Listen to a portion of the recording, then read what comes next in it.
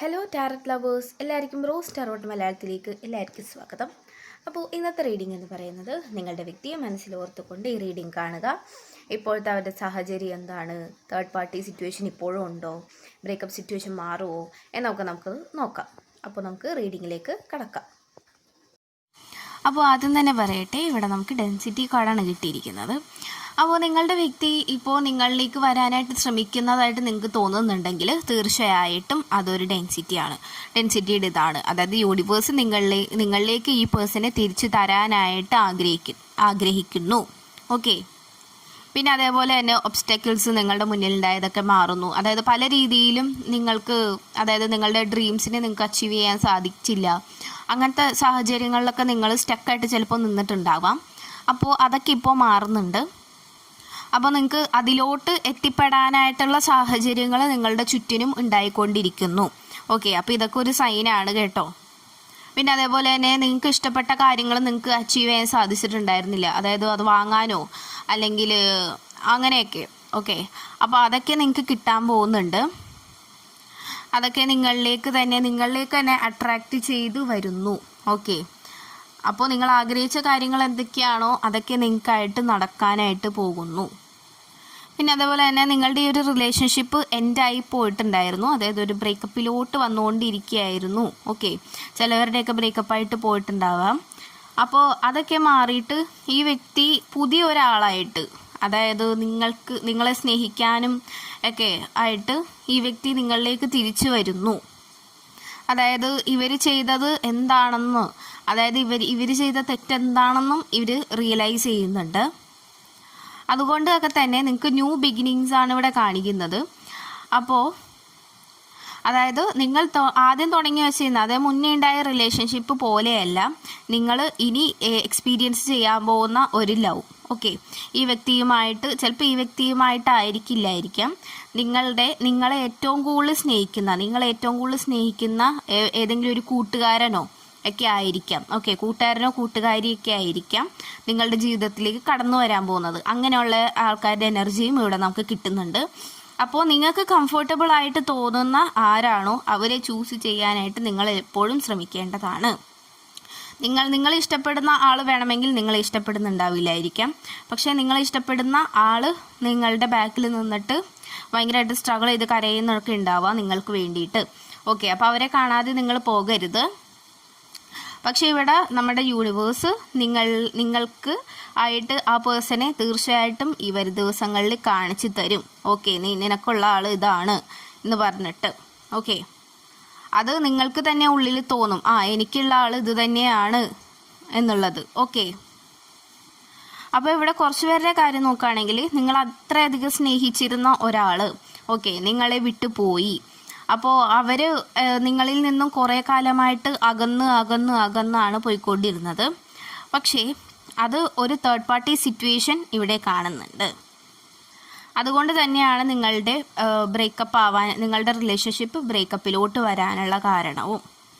നിങ്ങൾ അത്രത്തോളം നിങ്ങളുടെ ഹൃദയം കൊടുത്ത് സ്നേഹിച്ച ആൾ നിങ്ങളെ വിട്ടു പോകുമ്പോൾ തീർച്ചയായിട്ടും നിങ്ങൾക്ക് വിഷമം ഉണ്ടാവാം. ഓക്കെ, അപ്പോൾ ഇത് ഒരു തേർഡ് പാർട്ടി കാരണം തന്നെയാണ്. കൂടുതലായിട്ടും ഇവിടെ ഒരു ഫീമെയിൽ എനർജി, അതായത് ഒരു സ്ത്രീയുടെ എനർജിയാണ് കേട്ടോ ഇവിടെ കിട്ടുന്നത്. കൂടുതലുമായിട്ടും ഇവരുടെ അനിയത്തിയാകാം. ഓക്കെ, അങ്ങനെയൊക്കെയാണ് ഇവിടെ കാണുന്നത്. അനിയത്തിയാവാം, അല്ലെങ്കിൽ ഗേൾ ബെസ്റ്റ് ഫ്രണ്ട്, ആ ഒരു രീതിയിൽ ആയിരിക്കാം കേട്ടോ. അപ്പോൾ ഇവർ എപ്പോഴും കൺസിഡർ ചെയ്യുന്നത് ഇവരെയൊക്കെയാണ്, അതായത് ഏറ്റവും കൂടുതലും വിശ്വസിക്കുന്നതും എല്ലാം ഇവരെ തന്നെ ആയിരിക്കണം. ഓക്കെ, ഈ അനിയത്തിനെയോ ഗേൾ ബെസ്റ്റ് ഫ്രണ്ടോ അങ്ങനെയൊക്കെ ആയിരിക്കാം ഇവർ കൂടുതലും ആയിട്ട് ട്രസ്റ്റ് ചെയ്യുന്നതും. ഓക്കെ, അവർ പറയുന്ന ഡിസിഷൻസൊക്കെ ആയിരിക്കാം ഇവർ വേണമെങ്കിൽ നിങ്ങളിൽ എടുക്കുന്നുണ്ടാവുക.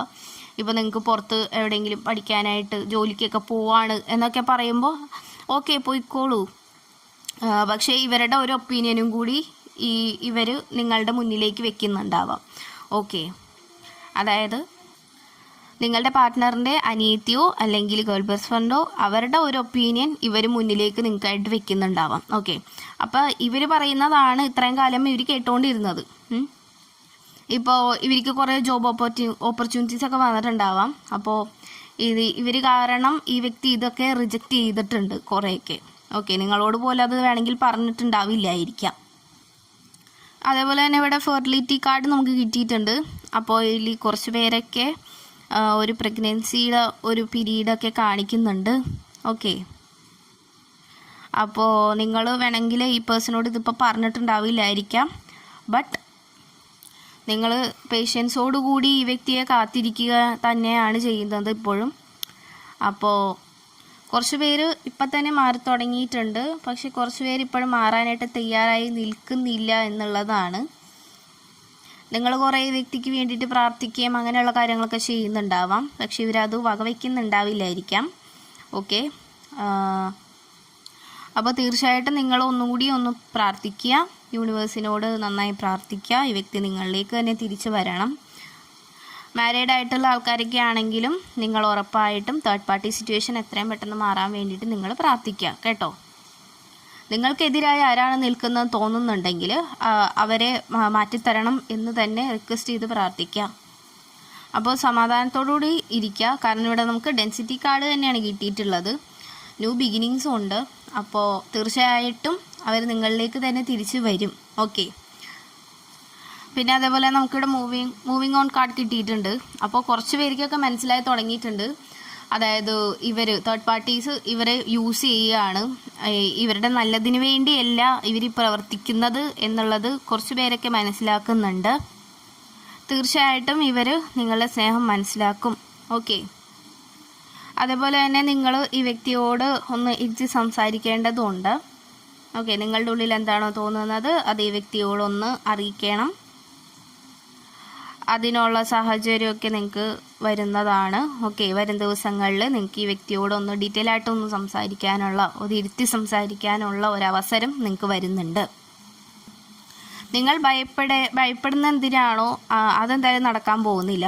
എന്തെങ്കിലും ഈ പേഴ്സൺ വിട്ടു പോകുമോ എന്നുള്ള ഭയമൊക്കെ നിങ്ങൾക്ക് ഉണ്ടെങ്കിൽ തീർച്ചയായിട്ടും അത് ഒരിക്കലും നടക്കാൻ പോകുന്നില്ല. കാരണം ഇവിടെ ന്യൂ ബിഗിനിങ് കാർഡ് തന്നെയാണ് നിങ്ങൾക്ക് കിട്ടിയിട്ടുള്ളത്. സോ തീർച്ചയായിട്ടും അവരൊരിക്കലും നിങ്ങളെ വിട്ടു പോകാനായിട്ട് ഉള്ളൊരു ചാൻസും ഇവിടെ കാണുന്നില്ല. അപ്പോൾ നന്നായിട്ട് യൂണിവേഴ്സിനോട് പ്രാർത്ഥിക്കാം, ഹോപ്പ് കൈവിടാതെ ഇരിക്കുക. ഓക്കെ, അപ്പോൾ ഇത്രയുള്ള റീഡിങ്. Thank you. നന്നായിട്ടൊക്കെ പ്രാർത്ഥിക്കുക. ഓക്കെ.